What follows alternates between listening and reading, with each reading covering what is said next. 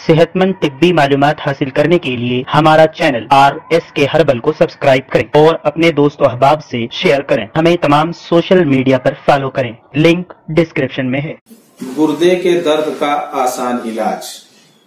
अगर पथरी है और गुर्दे का दर्द शुरू हो जाए और आपके आसपास डॉक्टर या हकीम ना हो तो ऐसे में घबराने की जरूरत नहीं है।